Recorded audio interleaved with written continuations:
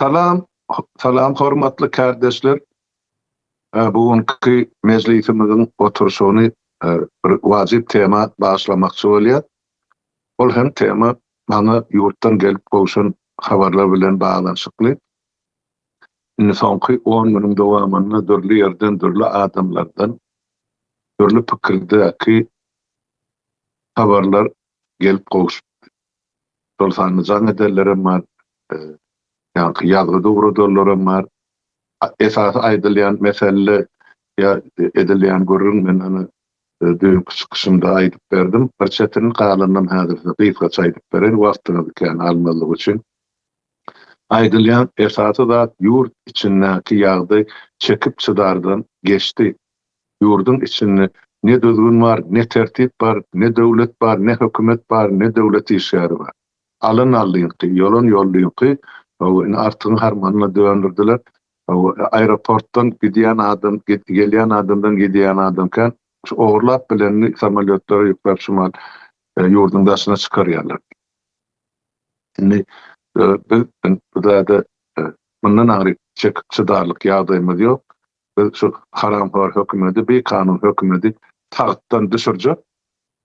Şunu bilip goýun, sizden etjek ýeka haýşymyz, eger siz şunça ýyllap aýdyp gelýär, ýa-ni halkyň öňüne çykyp Guruji Mezlisi hökmüni ýa halkyň öňüne çykyp Milli Halat Ediş Komitet hökmüni aýdan sözleriniz ýa ýetiren halkyň dikkatyna ýetiren mailnamalaryňyz, programmalaryňyz, maksatnamalaryňyz dogry şol duruşuna galýan bolsa we şonu öpçül etçeniz çyn bolsa şonu ýene bir gezek halkymyza düşnükli bolar ýa-ni ýene bir gezek öz mezliýetimizi aralyp maslahatlaşdanyp halk diňlese bizem eşitdik. Ertesi gün biz haçan ýa-ni görüşe başlan günimiz halk bilip orta çykarýar. Bilip hak gorumagy bize ýardam we kömek eder ýaly şertler ötmek üçin sizden haýyş edýär. Şunu öz mezliýet agdalaryny bilen aralyp maslahatlaşyp ol beýannamalaryny, maksatnamalaryny, programmalaryny bir ýerde goýun, soň bölekler goýun ýa ýetişdirmäçe çalkanlygyň dikkatyna ýetirsen çonçogy ýöne ýurdun içindäki ýagdaý ýa situasiýa gaty agyr çenden aşy agyr diýip aýtdylar. Şoň üçin şu gün ýene de ýüzlükdirle bir gerek şol men diýen çykyşymy eşitip ýene de aýdan daglar bar üstüne goşmaça. Onam aýdyp bereýin, şunu diýdi ýetirseňiz, indi men size mezliýetiň agdalaryny hasabat berýän şol aýdylan dady. Ýema eger köşkün gorokçulary ýa-da Urbangulyň emasi ýal ýakalary ýa polis mähkememi şolar elini ýaragan halkyň garşysyna çykjak bolsa biz şolar üstüne diýdi janymyza ýaman topuljakdyr we hasaplaşjakdyr. Halkyň garşysyna ýara gönderse şo ýaragyň içindäki okgulagy ýol garşysyna da gönderilip bilinir, şonu duýdurmalar diýdi. İkinciden Reşit Meret'e berlen duýduş bar, o taýda onu maýdaň. Onda Daşary işler ministri täp Orstiýet bilen elmidam gatnaşykdy. Eýran bilen elmidam gatnaşykdy. Oňa diýilen zat eger diýdi biz häzir şol hakimeti tahtdan düşüremedi. Reşit Meret Orstiýetde ýene bir döwlete bize kömek edin diýip ýük tutsa, onu oň işi gaty erbet bor, onuň öňünden aýdýar. Daşary ýurtlaryň hiç biriň biziň döwletimizin, halkymyzyň içerki işine katlaşmagy hakkı we hukugy ýokdur. Onu biz Türkmenistan grajdanlar çözýär diýip. Ine onun size kardeşler sizin dikkatyny ýetir. Bulan öňünden duýdurmagyň esasy bular artykmyş an dökülmesini pedilýän hereketler ýa aýdylýan sözler. Olur aýdýa kan dökülse de biz arazi bizim başa çıkargamız yok, çağlarımızın geleceği yok diye. Şoň üçin biz soňuna çeldik için şol hakimiýetten tahtdan düşürjek. Düşüremeden soň atal oğlum sizin elinize tapşyryp siz onsoň halkyň öňünde nädip suud edýän bolsaňyz, näme höküm çykarýan bolsaňyz, ene Guruji Mezlisiň özelindäki işler şol adatdan naşar ýagdaýda näme hereketler etmeli bolsa ýazyly zatlarymyz bar. Şoň esasynda hareket eder. Indi bizim gerdenmede näme düşýän gorucu meclis hökmüne Nokta Urayna Yedil bolýa-da ekrana çykanda sapara bilen en meclisin kuruluny 6 ýyl boldy diýip aýdyldy. Şu döwürde biz halkyň öňüne ýüzlerçe çykyş etdik. Etjek işlemimiz bardy, göz öňüne tutýan maksatlarymyz bardy. Onu bir adamyň kabul eden karary da, biz o kararlary kollektiwleýän, ýagny hemmämiň meclis agzasy bolup kabul etdik. Meclis bol. Meclis hem milli halaty etiş guraman komitetiň döwreden birje bölegi. Kanuny nukdaý tarapdan işlemeli biz. İşlemän ýatan döwletde, konstitusiýa işlemän ýatan döwletde hökmany şertde meclis gurulýar. Ine şo biz meclis agzasy. Şol meclislerin arasy bozuldy, nesillerin arasy bozuldy, ýitdi diýip men aýdym, demelim ýöne ýerde iş nesilin arasyny bozdular, aňykylar. Ýyly giderlik bolmasyn, atadan ogly, oğuldan aktygy maslahat, nasihat geçmesin, şo ýurdu nädip dolandyrmaly, nädip ýaşamaly, nädip işlemeli, nädip durmuş hormaly. Şo zatlardyň hökümetiň agzyna seret durýar, garap durýar etdiler bolar. Hökümet diýip atlandyrýan şoşodurlar üçin näki jenahatka tapar. Inni şolar bozuldy, bölündi, dargadyldy. Şol sany meňem wekilçilik eden parlamentim 1990-njy ýyl ýanwaryna saýlanan parlamentim 90-njy ýyl niýat ýatyrdy, dargatdy, şol özüne beregini döretdi, garat 170-120 etdi.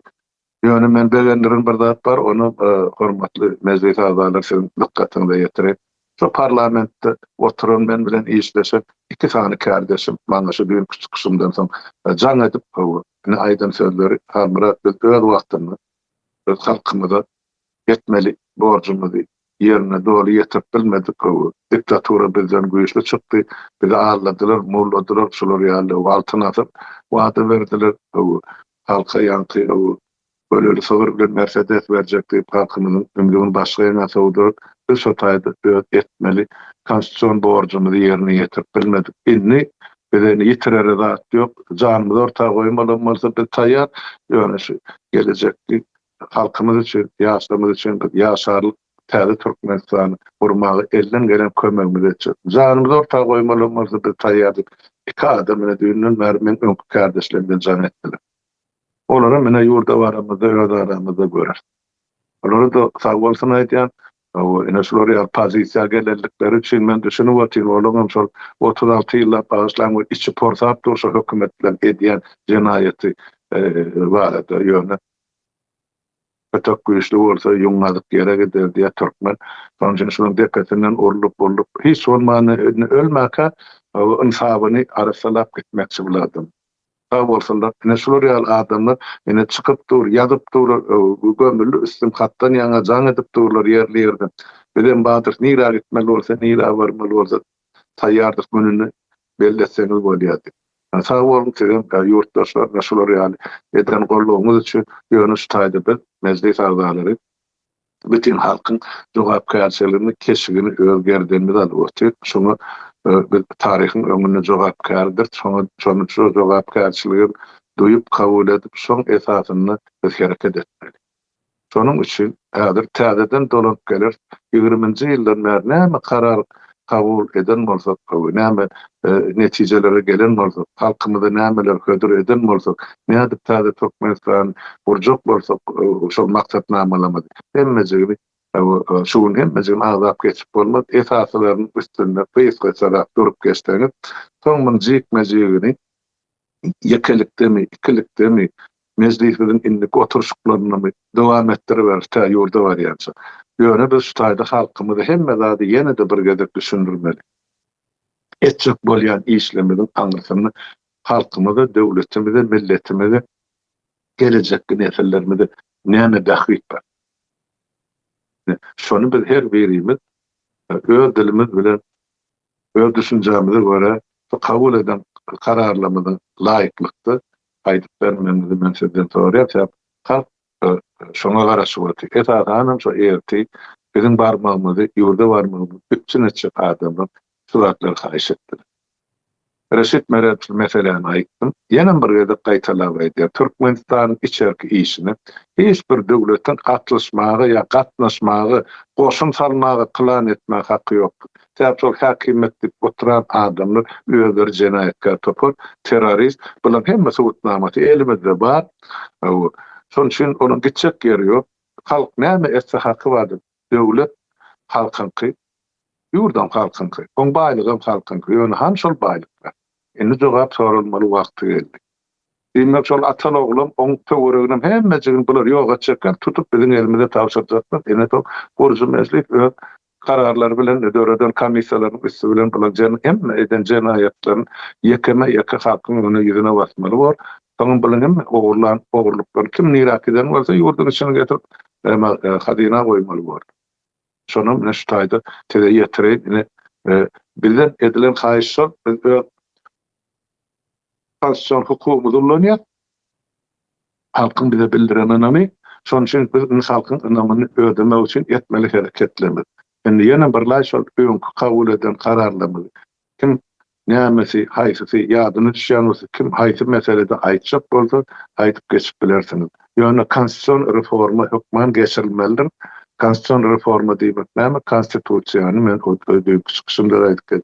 Şol hatda şol 91-nji ýylda ýazylan konstitusiýanyň soňra 8 ýyl düýple üýtgetdiler öýlerini bähbidi üçin. Biri padşah boljak boldy, biri sultan boljak boldy. Hemme häkimet bir adamyň ýa-da bir maşgala elinde galdy. Hani bir döwletde deňaramlyk saklamaly üstany puda öz başlaryp işlemeli. Hani bir ýa-da bir parlament, hani bir hökümet, hani bir sud häkimligi hiç ýok. Bizde konstitusiýon sudam ýok. Ine şoň üçin şu zatlar biz etçe urunajak diýip bolsa aýlap oturup şoň üstüne ýyllar boýunça işläp düzen maksatnamalymyz bar. Ine şu zatlary täzeden gaýtalap halkymyzyň dikkatyna ýetirmek bizim borjumyz we parzymyz. Bugun bolmasa erti ine şu zatlar biz ýurda barymyzda amal we berja etmeli. Şol sany saýlawlary geçirmeli.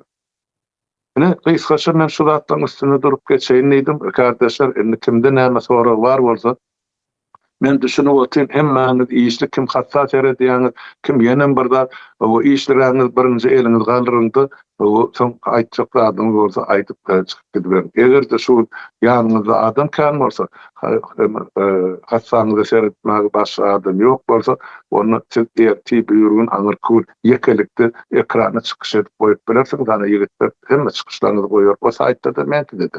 Ana Haýat hanym elini galdyrypdyr, söz sizden kardeş.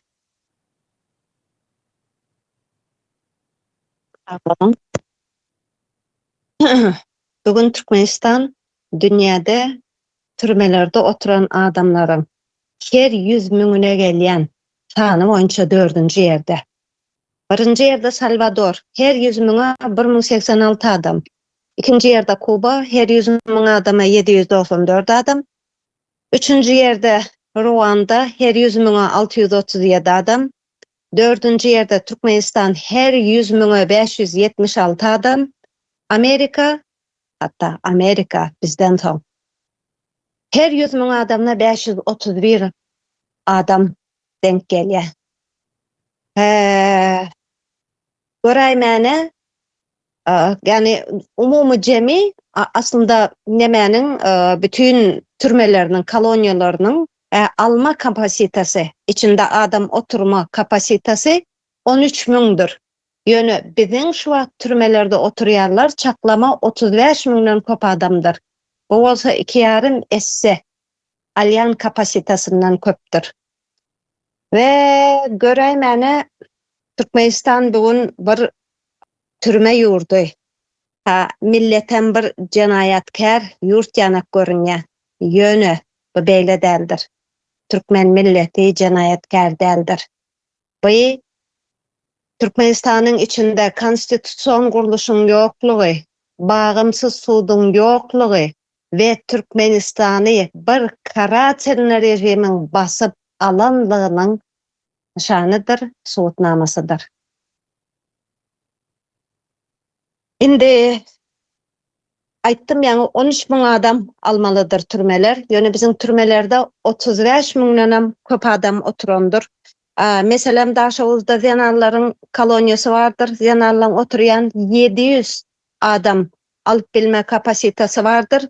O yerde 2000'den gowrak ayal oturyandır. Seydidäki kolonyada 2100 adam alıp bilme kapasitesi vardır. Emma o yerde oturyan adamların sany 5700 adamdır. Bu türmelerin içinde, yani bunu Türkmene bizim türmeleri düşündürmeye gerek geldir. Sebebi iki maşgalanın biri türmelerin içinden geçendir. Ve esasanım ayarlar türmesinin üstünde durmak isteyen, yani aytışmayanak 700 adamlık türmenin içinde 2000'den gowrak zenan oturyandır. Ve içinde insan dışı kıynamalar, cinsi zorlamalar, her zat var içinde. Hani bu türmen içinde oturan birinin eceti, birinin uyosu, birinin kıyığı ve bu türmelerde bunlara cinsi zorluk ediyorlar. Erti bir gün bu türmeden çıkıp bu ayarlar maşgalalarına dolanıp barıp ne hili yaşamalıdır. Ne hili psikiski ve fiziki taydan baskı görüp, öldürülüp, dövülüp çık yaşının içinden ayarlar. Tarihte hiç bir yerde bir milletin namusuna belli değilmendi. Ve bugün Milli Halas Etiş Komitetinin mailnamalarının biri türmeleri boşaltmaktır. Türmelerin içinde oturan adamlar cinayetkar değildir. Onlar bir rejimin kıdalarıdır. Eğer bir yurdun içinde konstitusiyon kuruluşu yok olsa, adaletli sud yok olsa, türmelere adam hiç kimin adamı türme oturma hiç kimin hakkı yoktur. Ve bu türmeler boşaltılacaktır. Yurdun içinde konstitusyon kuruluş, adaletli sud kurulacaktır. İnsan en kımmatlı baylık olacaktır ve insanın özünü koruma hakkı berk korulacaktır. Sağ olun. Sağ olun kardeşim. Yine kim var? Ben görüm hakken. Ana Edil kardeşim. Çok sizden aydın. Sağ olun. Almurad ağa. Kardeşler, ildeşler. Bugünkü ediyen yazıyımız, çıkışımız katı önemlidir, katı vaciptir. Aslında Türkmenistan'a değişli, ehli aydiyen yazılarımız, çıkışlarımız hem vacip. Ben bu tayda illüstrasiya hakkındaydık geçmek isteyen. Təzi Türkmenistan kurulandan sonra ya da kurulmana başlandı hökmanı suratda illüstrasiya ve yanında KGB'nin arşivleri hökmanı suratda açılmalıdır. Bu katı vaciptir. Geskaça illüstrasiyanın nämelerini ýenem gaýtalap geçeyin. İllüstrasiya bir arınma, temizlenme, bir yurdun, yani geçmişte, tarihte näme bolupdyr? Bizim üstümüzden nämeler geçiripdirler? Şular hakkında gizliğin saklanılayan KGB'nin, esasen KGB nemetiyada bu işleri, şunun arşivlerinde saklanıp kime şantaj, başka bir aklımıza gelecek dürlü açsan arşivler açılanda katı ervet zatlar çıkardı. Yani şu sebeple hükman açılmalı deyip fikir ediyen illüstrasyon düşündük. Arasalanmak. Bizim Rusya'nın kolonyasından çıkmadığımızın suutnamasını gözümüz bilen her bir Türkmenistan'ın yurttaşı görüp bilýär. İkinci aytjak zadım illüstrasiya açılsa bizim hemme sırlarımız açılar. Hemmemiz diyen ýalyk gorku nemesine girmäne gerek yoktur. İllüstrasiya geçmişte näme boldu, tarihte näme boldu, bizim başımızda nämeler geçti. Biz şu ýagdaýa nädip geldik? Şu arşivlerin, KGB'nin gizlinligi sebäpli biz Türkmenistan yurdu şu durumda. Şular açılan bolsady, biz bu durumda bolmasdyk, öz baştak bolardyk. Yani bunu bilinçde bolmakňyzy haýyş etjek, hemem yani arşivler açılsa biz hemme sırrımız açılacaktır diyen ýalyk böyle bir korku nemesine de girmene gerek yok. Bir vada elbette kän zatlar çıkar. Ýöne hakykat bilen ýaşamak gat önemlidir. Biz hukuk döwlet hukuklu bir ýurt, ösen ýurt hukman suratda hatta illustrasiýadyr. Bunu açmamız hukman gereklidir. Hazırlıkça ben şunları aydayım. Sonra yine üstüne koşup bilen. Sağ olun. Sağ ol kardeşim. Onunla söyledi. Merdan kardeşim öğren. Haydi ver. Hola, sağ olun. Esenlikler, oğul ile, yaşlar kardeşler. Benim özümün has komedyen tarafım var da şu hakkında bugün vermekçi. Devlet kuruluşunda. Yine dünyanın yüzünde sinetyas ve Türkmenistan'a Bangladeş'ine Rusya vardır. Öyle ki yurtlarımız vardı. Şolara sinetyas olayım yine Türkmenistan'dan öten yurtlarım ya üst parayan yurtları sinetsek Türkmenistan'da näme var? Häzir görkezlen bir düzgün var. Olam Prezidentlik Respublika dik görkezler yani. Hemme güç bir yerde yani bir adamda jemlenýär. Ondan soň Japonya olsun, Koreya olsun, belki Batı ülkeleri diýilýär. Şo taýyp seretsek güç ayrılığı vardır. Yani parlamenter sistemi. Berde näme diýmek? Şudyň garaşsyz we bir taraf işläp bilmegi. Başında da konstitusiýa tutturýar. Ondan soň hökümetiň aýratyn bolmaly. Parlament yani kanun öğretken, kanun doğuyan bir kuruluşun aýratyn bolmaly. Bu parlamentem kim saýlaýar? Yani Türkmenistan 12-13 bölümü bölünjekdir gelecekte Türkmenistan. Şol 12-13 bölümünün halky yani yerli halky her kim özüne gerek tanıyan adamsyny şu parlamentde saýlap bilýär. Eğer şu parlamentde şol adam şu iýlik dünýä ilçe üçin hiç kili bir gelişme etmese, bir yurduna bähbit getirmese, şu saýlanan adamlar wagtyndan öň gelene şoň ýerine çağıryp bilýärler. Şöyle düzgünler var da parlamentde adayım. Şimdi şu taýda 3'e bölünýär. Güç 3'e bölünýändir. Yani häkimet. Eğer Türkmenistan'a seyretsek, diňe bir adam ağzından çık geldik kökezýärler. Elbette şu wagt hukukla bolar, Rus imperiýasynyň hukuklary. Ýöne düzgün şeýle düzgün oturdup şu taýda. Ondan soň ýaşuly näme diýer, prezident näme diýer, serdar näme diýer, hemme şoň ağzyna garap durýar. Yani şol adam üstünde her türlü oyunu oýnap gelýärler da Türkmenistan. Şoň üçin biziň Milli Halary Komitet hökmünde, Guruji Meclis hökmünde öz ýurtdaşlarymyza parlamenter sistemany hödürläp gelýär we onuň dogrudygyny, ýerlikligini şuneçeler ünlep gelýär. Tarihte de şonuň ýaly bolan enem öz tarihimize sinetsek, Oğuzlar döwrüne sinetsek, şonuň ýaly kurultaýlar bolan. Kan ýa-da Kagan diýip geçýär döwür. Diňe özi bilmendir yani bar güç özünde olmandyr bir adam. Çok mani saýratda kurultaýdaky buyruklaryň üstünden afalaryň üstünden yani söýdüyor yani adamlar üstünden yurt meselesi çözülüpdir da. Şonuň ýaly ýagdaý gylyklanýan tarapy hukuk tarap elimden geleni ýurdu üçin etmekçi, elimden gelmejek adam etmekçi olan şonuň ýaly ýagdaý häzirçe ýene soň üstüne oşarmy? Sağ ol kardeşim. Sağ olun.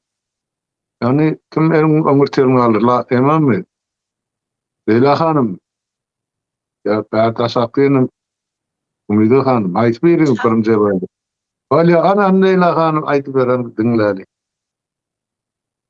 Salam kardeşler, salam yurttaşlar.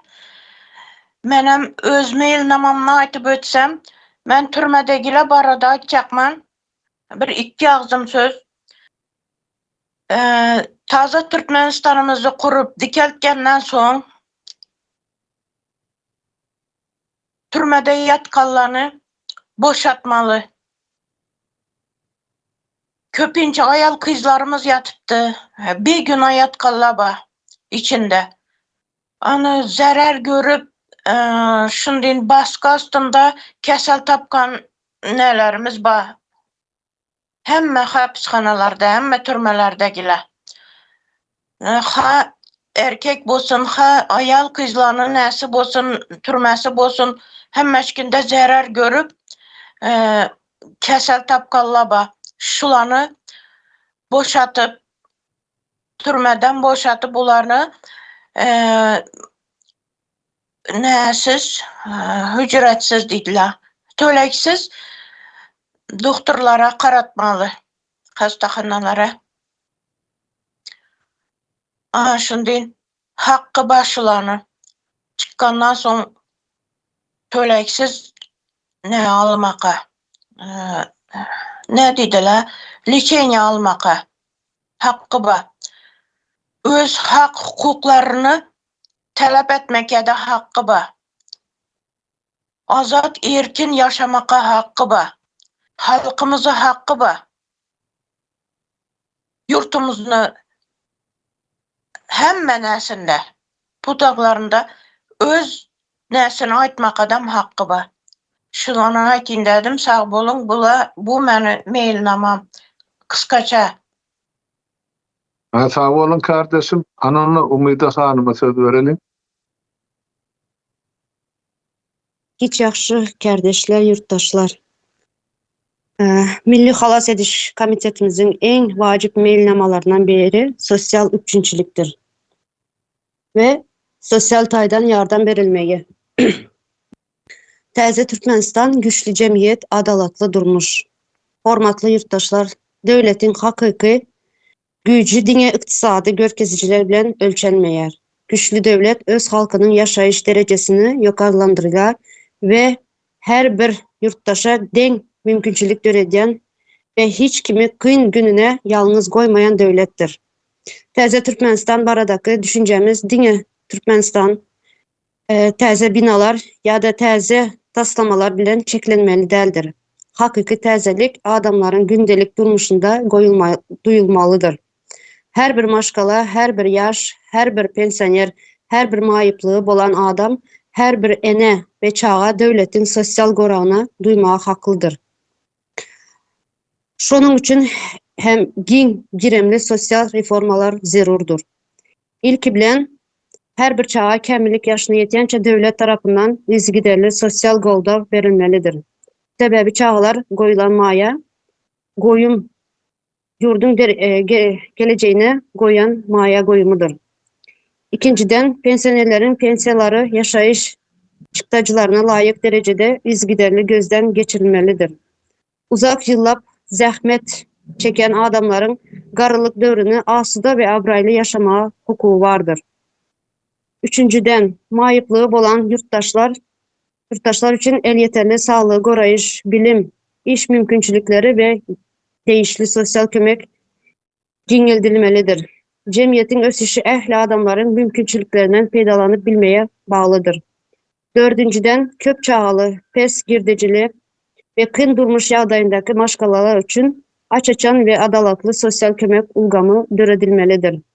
Beşinciden yaşların bilim almağına, hüner öğrenmeyine, yaşayış cayına ve ilkinci iş mümkünçülüklerine golda veren maksatnamalar östürülmelidir. Yaşlar yurdun geleceğidir.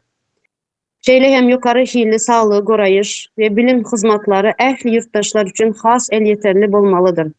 Adamın yaşayan yerinde ya da maddi yağdayına qaramazdan esası hizmetlerden faydalanmağa mümkünçülük olmalıdır. Sosyal siyasetin esası maksadı dine kömek vermeli der. Eysem her bir yurttaşa öz mümkünçülüklerini durmuşa geçirmeye şart öğretmektir. Adalatlı, açıçan ve insan merkezli dolandırış cemiyetinin devlete bolan unamını puhtalandırıyor. Biz şeyle Türkmenistan'ın kurulmağını isteyeriz. Çağların baxtlı ösen, yaşların geleceğe unam bilen garayan, pensionerlerin hormatlanyan, zahmetin qadır qımmatını bilyen ve her bir yurttaşın özüne xopsuz duyan Türkmenistan isteyeriz. Güçlü devlet, güçlü cemiyetten başlanýar. Güçlü cemiyet bolsa, adalat, deň mümkinçilikler we insan mertebesine hormat goýulan ýerden döreýär. Türkmenistanyň geleceği her bir yurttaşyň abadançylygy bilen berk baglydyr. Şol sebäpli hem sosial reformalar diňe şu gün üçin däl, eýsem gelecek nesiller üçin hem zerurdur. Sağ olun, şurada sözümü cemledim. Sağ olun kardeşim. Başka kim var? Eriden kaldım. Öyle. Sizden kardeşim. Haydi ver. Sağ olun Halmurad ağa.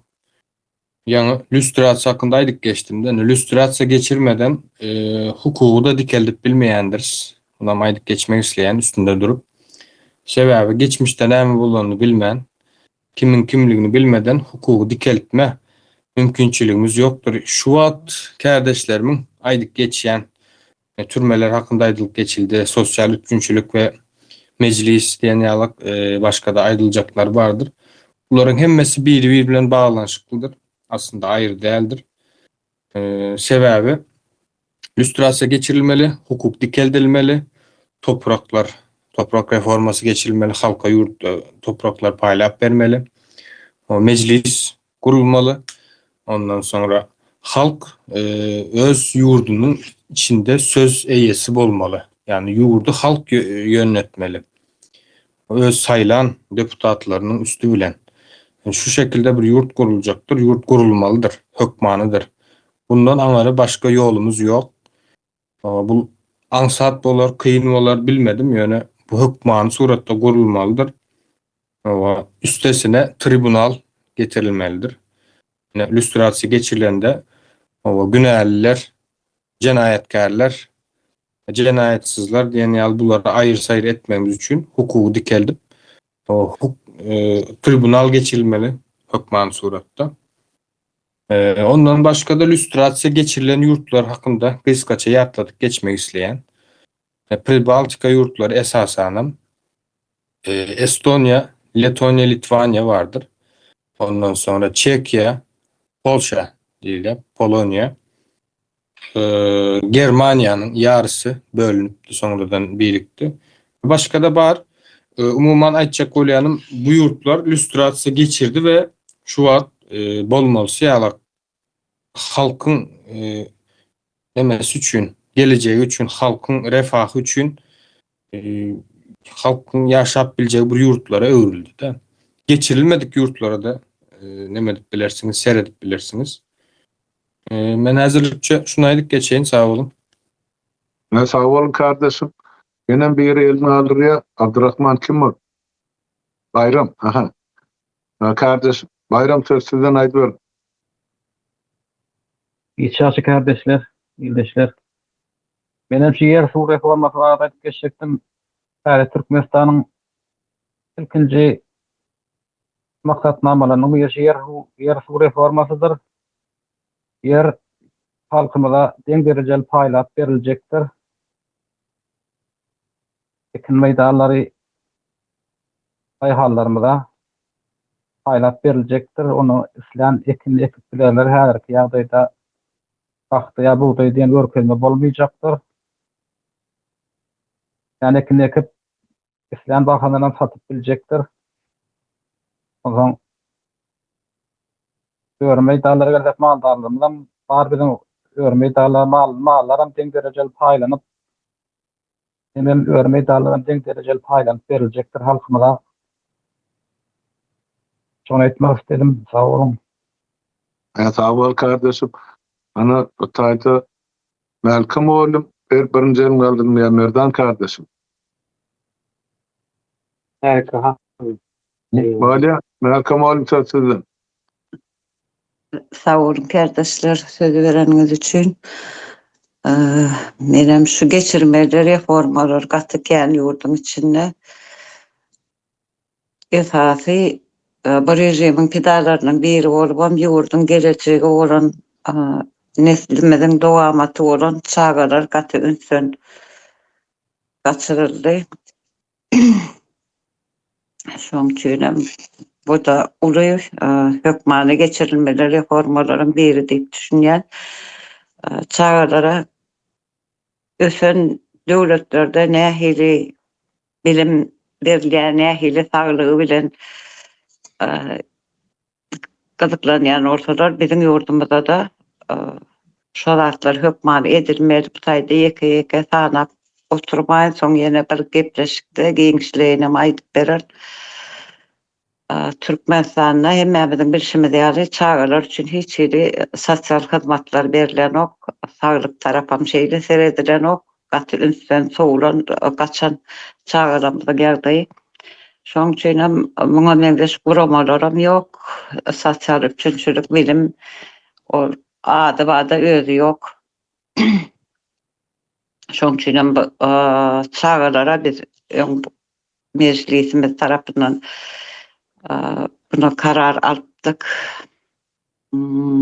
Çağa doğulanından başlap her ayda tek emirlik yaşına yetýänçe $100 banka şo çağın adyna goýmaly diýip we çağa emirlik yaşına yetsen soň öýde alyp bilýär bu puli en atasyna berilmeýär. Soň okuwa girecekmi ýa bir biznes açacakmy ýa öýrenjekmi näme gerek bolsa özü şol öz pulny ulanyp bilýär bu döwlet tarapyndan çağa kapitaly hökmüne ýatyrylýar. Hemen çağlara saglyk tarapyndan gaty gowy üns bermeli çağalarymyz çağa ölümdörken ýurdun içinde pediatrlary sağlıkçıları yetiştirmeli. Soňra bilimle hiç hili üns verilen ok, bilim saýyz ýoluna nähili orta edil şol ýaly çäklendirilen görnüşinde belli bir ýere çenli öwredilýär, ondan aňyryk ýok. Bilimi gaty kaliteli bilim bermeli çağalara. Bana yurttaşından getirmelem orada ýokda mugallimler getirmeli ve giňişleýin bilgili bilim giňişleýin özün bilim almagy saglamaly çağalarymyzyň. Şu wagtlykça şular aýdaýyn. Sağ olun kardeşim. Merdan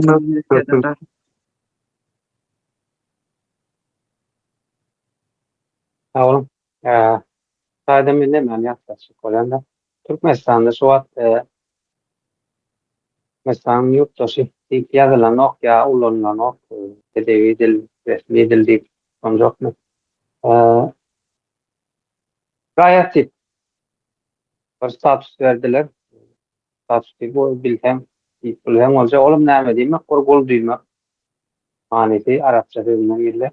Şonam Gürcü yatırmak barada karar alyp gaýat söz ýatyrylyp derewne yurttaş sözüne ulanmalydygyny karar alyp. Endi oraya gaýdym, gaýat diýmek, gol diýmekdir, ýurt. Hiç taýda bolmadyk, belli ýeri bolmadyk, hiç hili haky bolmadyk. Bir ýaşaýjy diýip atlandyr. Edil türkmeniň edil häzirki ýagdaýyny sapatlandyrýar da. Dünýämiň ýykmanda boldy. Gerek bolsa sen daýyň üstünden ýol geçdi diýip daýyň ýmyrýarlar. Iller boýy oturan goňşy bolan hemme adam dagatýarlar. Raýat sözünde duýdum. Ýurttaş söz ulananda näme diýmek? Ýurdun eýesi diýmekdir. Bu topraklaryň eýesi. Bu topragyň jogapkar adamy. Topragyň de doğuldun meten şu topragyň ýurttaşlygy, ýani statusyny ütmetmek, ona hukuk çäklerine getirmekde, ýani resmi ýagdaýdan yurttaşlyk ulanmak. Bu reformada geçirilecektir. Ýene-de bir reformany ýatlap geçirin. Reformada däl-de men haklaryny ýatladyň. Ine ýakynda yurttaşlar ayağa alınmakdy. Näme diýip ayağa alýar? 91-nji ýyl galyp 1881 janwary hukuk taşy häkimiyetinde defeler elip we halky. Yani hukuk taşy bolanda yani halky ýurdun içinde halky istegine garşy gelen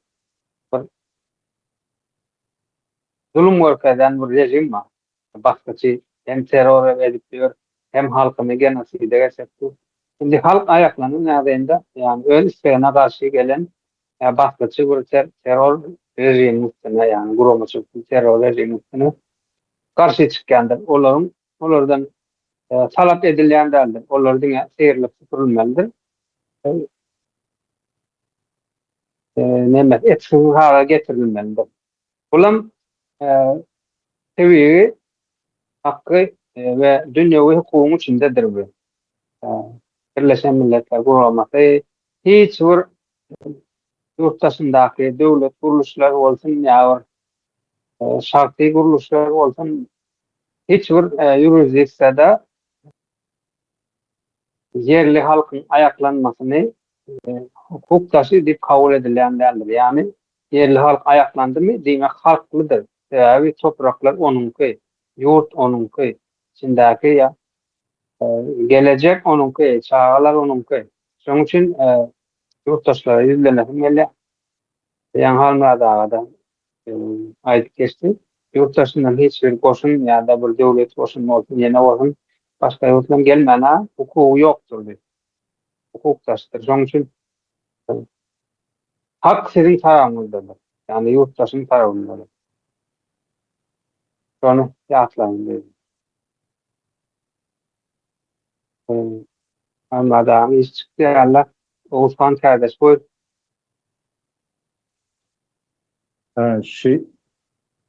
Salam kardeşler. Salam Oğudili. Türmedäki oturullar vardır. Şular hemmeti boşadylmalydyr. Bir de türme muzey bolmalydyr. Şu muzey bolmadan halkyň ýüregindäki gorky aýrylýan däldir. Halkdan gorkuýuny aýyrmak üçin KGB'niň jaýlary, edaralary, bir de türmeler hemmeti muzeýe öwürilmelidir.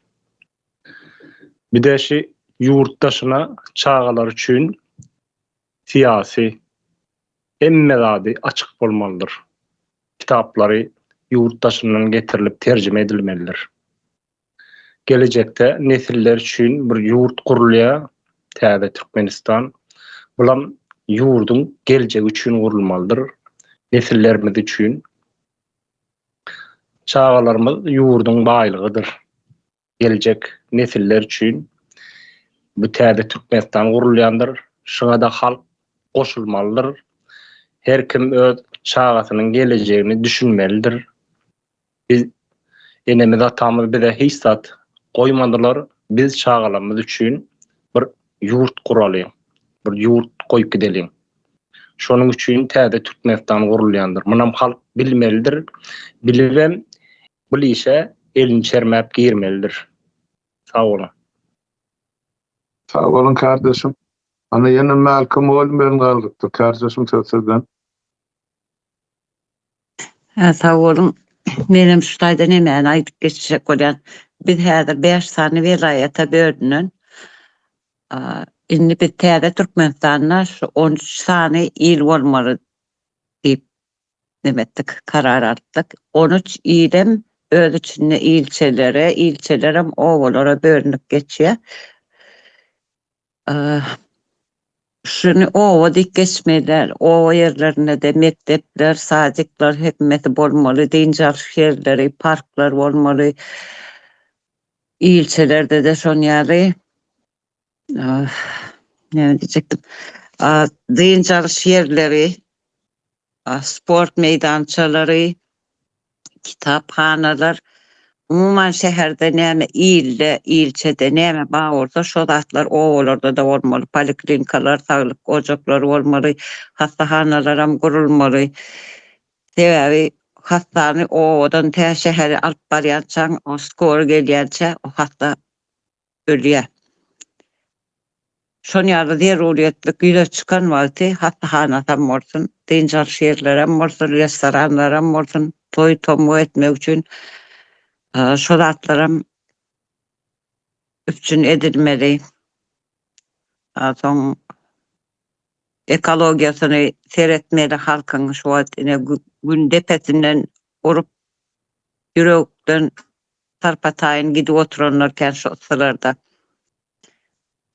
Bağ bakçalar, güller ekiştirmeli. Ekologiyasına da üns vermeli. Şu da atlar ayda iniydim. İyille, İyilse'de, uli şehirlerde bazı atların hemmeti o yerlerine de bolmalı sebebi.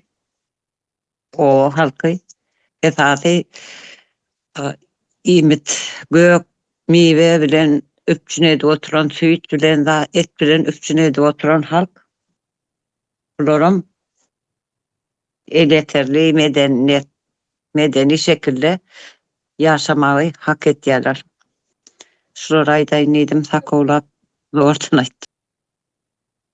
Sağ olun kardeşim. Yine de otaydı bir elini alırya cennet hanım mı? Nereden? O halmrada. Sağ olaydı. Aha. Hiç yaşa kardeşler. Ova Türkmenistan'ın düşen gelen yağdayında halkın etinden geçip süngüne diredi bıçak. Ne şoň üçin biz Milli Halas Ediş Komiteti olup yıllar boyu edilmeli ve edilecek işleri öz çıkışlarımızda halka tanıştırıp geldik. Şol sanda da köp kararlar alındı kurucu meclis hökmünde. Mesela şu hazırki sistemanı öwürmeli. 140 yıl devam eden kolonyal sistemanı. Arşivler açılmalı, illüstrasiya geçirmeli. Toprakları halka berilmelidir. Güýçler garaşsyz bolmalydyr diýen wajyp kararlar alındı. Indi täze Türkmenistanda bu kararlar işini ýöreder. Nesip bolsa, meniň düşündirjek isläň ýerim Türkmenistanda tribunal döretmek barada. Bu tribunal hökman gerekdir. Sebebi 140 yılın içinde 3 döwürde de diňe şol rejim adyny üýtgedip koloniýada sakladı. Şoň üçin şol arşivler açylanda, illüstrasiya geçirilen soň tribunalda tribunal orta çıkaran jinaýatçylary eden jinaýatlaryna göre cezasyny bermekdir ve hökman şertdir. Sebebi bular diňe ýurdu bitirmediler. Adam resurslaryny ýok etdiler. Ýurdu öň alyp gitjek aýdyňlary ýok etdiler, geljegini ýakdylar. Şoň üçin halkymız öz geljegini düşünýän bolsa, täze Türkmenistany goldap, her kim öz elinden gelen kömegini berip, bir bilen jebisleşip taýýar bolmalydyr. Sağ olun, şulardan ibaret aýtjaklarym.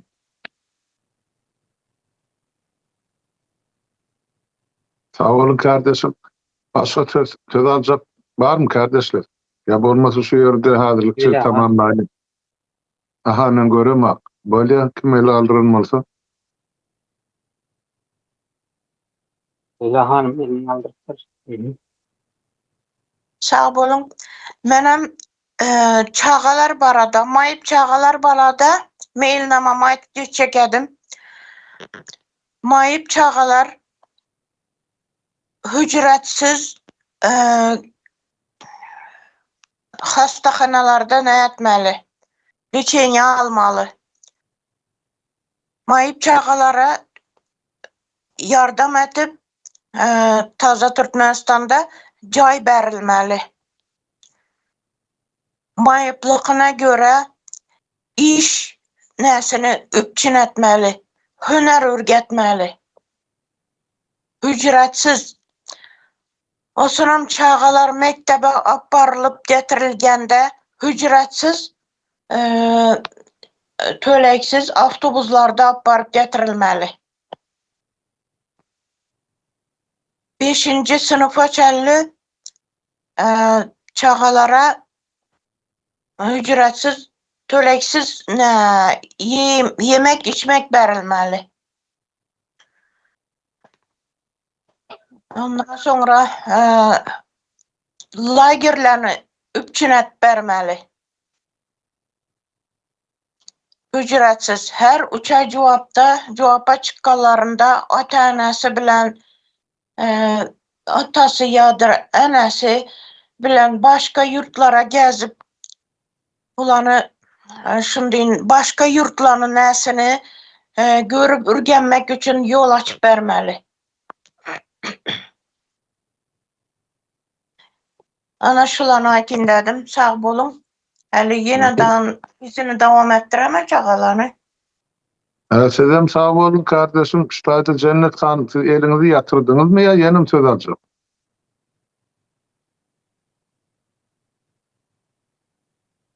Yardım ana yat. Ondan söz Hayat Hanım'a verelim kardeşim söz size. Hayat Hanım. Bir dakika. Birkaç aytıp geçeyin. Yurdun içine varılan son dekolonizasiya prosesi geçirilecektir. Dekolonizasyonun esasy elementlerinin biri adli familya reformasıdır. Bizde şu ad familyalarımızın sonunda ova diyen koşmaça vardır. Bu bize nemenin özümüzün bizim tarihimizi bize unutturmak için, bize tarihimizden kopartmak için, bizim kimligimizi yitirtmek için bize nemedilen, zor bilen, bize berilen bir adlı familyadır. Ve gaytadan yine tarihimizi dikeltmek için, tarihimiz bilen bağ kurmamız için, ata-babalarımız bilen bağ kurmamız için, özümüzün kimligimizi dikeltmek için, dilimizi tədelemek için bize ad ve familya reforması gerektir. Ve müherin esası nemelerinin, mailnamalarının biri ad ve familya reformasıdır. Sağ olun. Sağ olun kardeşim. Başka kim var? Söz alacak. Aşulhan. Aşulhan.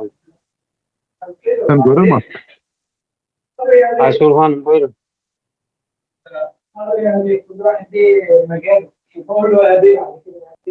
Esenlikler, yetişler. Haydi verin.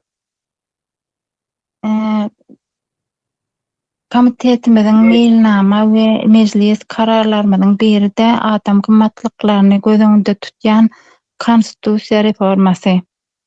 Yurdumuzda yaşap beren halkımızın hiçbir yerinin de konstitusiya kanundan, adam hukuklarından habari yok.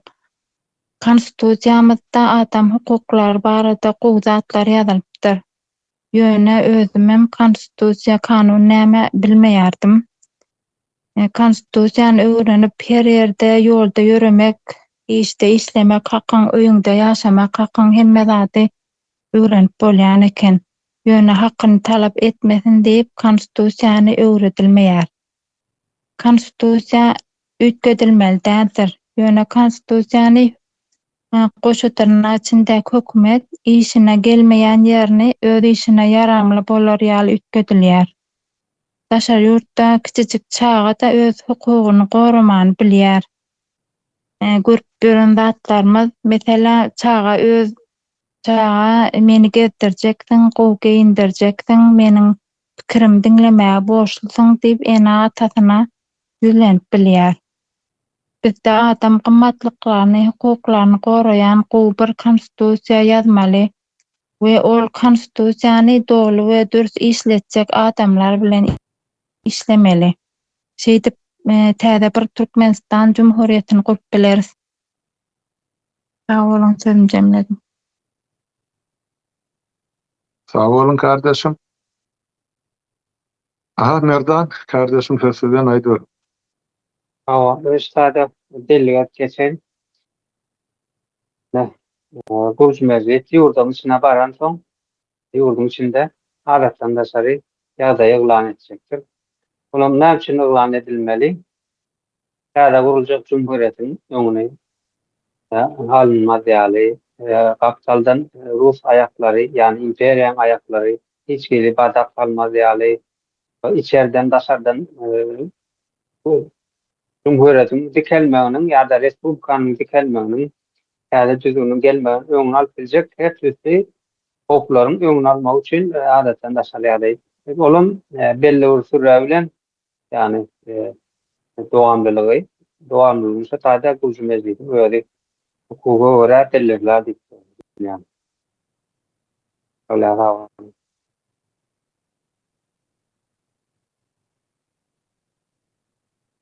Başka kim var kardeşler, söz alacağınız var mı? Yani ben düşünüp otynu, hassas ediyanınız var, işliğiniz var, çörek pişiriyanınız var. Olmasa eğer erti buyurgun aňyr kuwun yekelikdemi, ikilikdemi iş olup şu meseleni gözüňizde görýän zatlaryňyzy aýdyp bilersiňiz çykşady. Bu halkymy görsün, bilsin, tanıştyn. Bir adamı kabul eden kararda biz bu kararların haklisini bu kollektivlerin hemmemiz ses verip kabul ettik. Şoň üçin şu aýdylan zatlar hemmesini aňyrsyna bizim umumy gelen kararlarımız var kardeşler. Kollaýan kanun var, Gurucu Meclisiň kanunlary. Sonu hökmän şertlerine halkymyza ýetirmelik ýene bir gezek kädir. Bunu ýetirýär, ýurtdaşlarymyzyň dikkatyny goý, görsünler, dinlesinler, öwrensinler. Nämeler etmekçi bolýar? Ýurda barymyzda nämeler geçirmekçi bolýar? Şu sizin aýdan sözleriňiziň aňyrsyny ýatan gaty uly millet aladasy, ýurda aladasy, halk aladasy, çağılan aladasy, gelecek nesilleň aladasy ýatyr, görnüp duranda. Yani şonu üptün etmek için bir yerde bir adımdan birikmesi ve şolaryň göz arasynda o gelinen kararyny köpçülüge ýetirmek derur bolan ene Gurucu Meclis. Yani şuň kysymyň aşagyny ýurtdaşlarymyzdan etjek haýsym ýazyn öz pikirlerinizi näme pikirde? Erti siz gatnaşmaga taýýarmy öz ýurdumyzy halas etmäge? Ýa-da kölegede ýatjakmy ýene de 35 ýylda. Ene şu mesele meni gyzyklandyrýar. Ene häzir ýazylyr da ýurdumyz üçin bizne hökmän şartda biz rejimi çalyşjak. Siz gelin ana şol gurjak bolýan meclisimiz bilen o täze Türkmenistany gorun biz elden gelen ähli kömegi we ýardam edelim diýip. Olar ederim, men düşünüp oturýan, biz özümiz halkymyzdan soramaly. Siz halk bolup şu zatlara taýýarmy? Siz şu erti orta çyksak ya köçe çyksak ýigitleri gollamaga taýýarmy? Ine biz şu zatları bilesimiz gelýär. Çıkarıp ýöne halk ýöne bir-biriniň ýüzüne seredip otursa onuň boljak geldi. Bir bölük ýigitleri oda berip oda ýakyp soň galanýyz ýene oturjakmy çoýunup. Ana 90-njy ýylyň iýul wakasynda Aşgabatyň Hitrokatyn hem köşe obasynyň ýigitleri, ýaş ýigitlerini 300-den gowrak oglan köçe çykdy. Abdukulyň tapşyrygy boýunça öz hak hukuklaryny talap etmek. Ben şu Aşgabatda ýaşaýan, şol döwürki 700 000 oğlu adam. Ne üçin şol oglanlar gollamady? Hemmesini ýakdylar, ýumurdular, ýok etdiler, türmelere basdylar. Hiç bir zat bolmadyk gädi. Olaglaryň borçy däl, bütün halkyň aladasyny öz jarlaryny pida etmek.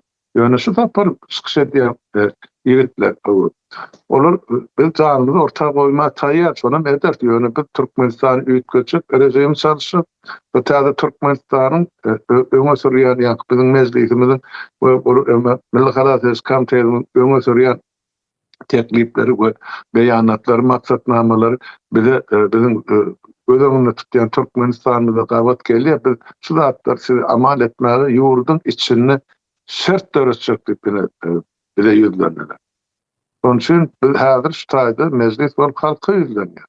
Sizem şol ýigitleri, şol gyýlary orta çykjak adamlar eşden ýeriňizden hak hukukyňyz üçin gollamagy, köçe çykmagy, hakimlikler öňüne barmagy,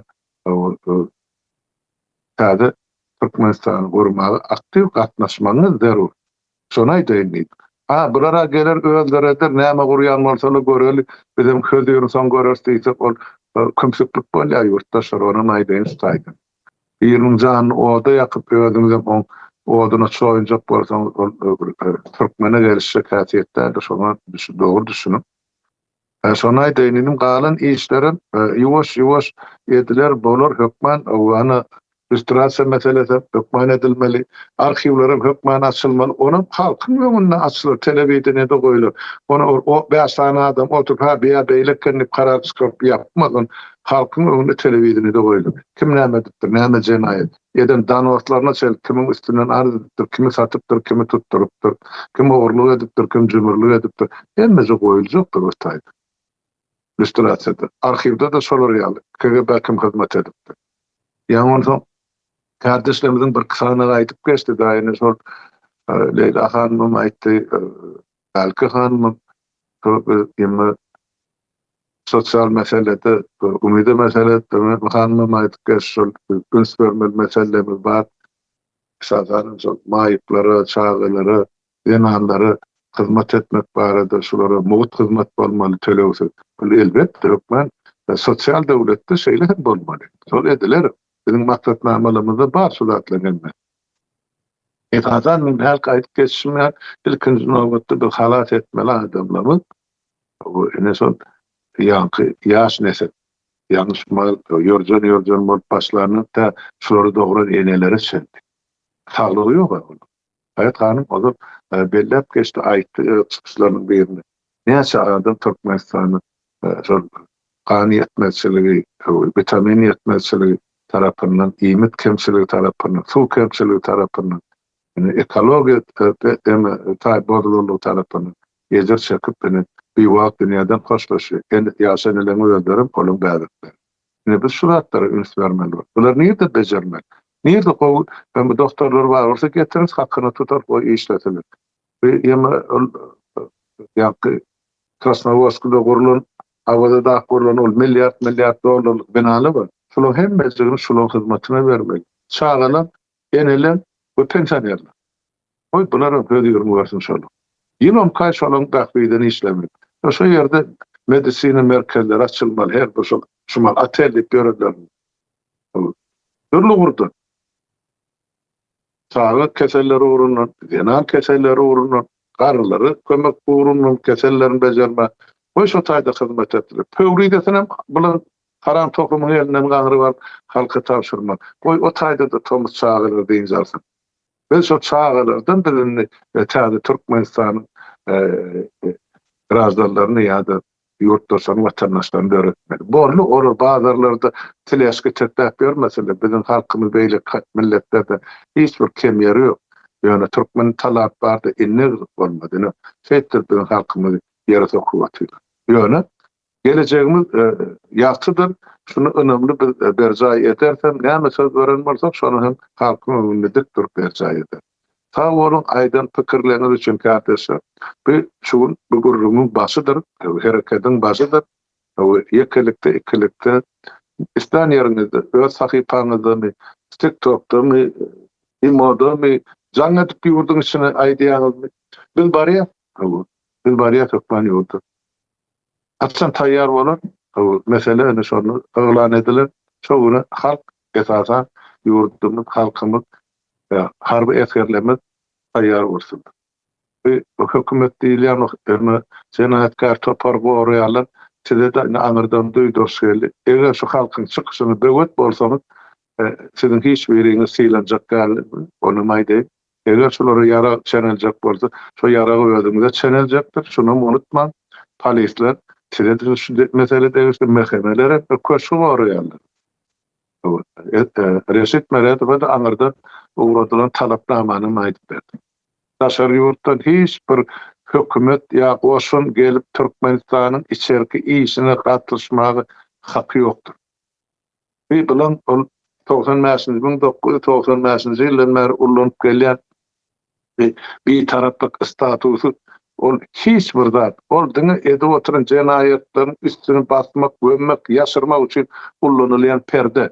Oň aňyrsyny halka, millete, devlete, Birleşen Milletler Guramasyna olan çıkaran kanunlaryny boyun bolun ya boljak ya hormat goýan Türkmenistanyň hökümet ya devlet yol başçylary diýip aýtman şo wezipler basyp alan adamlarda hiçbir hili duýgudaşlygy ýok, berjay etmek niýetleri ýok. Şoň üçin olur bir kanun hakimiyeti basyp alanlar, bir kanun adamlary kürsüde oturmak hakkı ýokdur. Haýsy nahili ýol bilen halk aýrýan bolsa hakkı bardyr. Birleşen Milletler Guramasynyň insan hukuklary barada deklarasiýasynyň giriş sözüni, ýagny preambulasyny ýazylgydyr.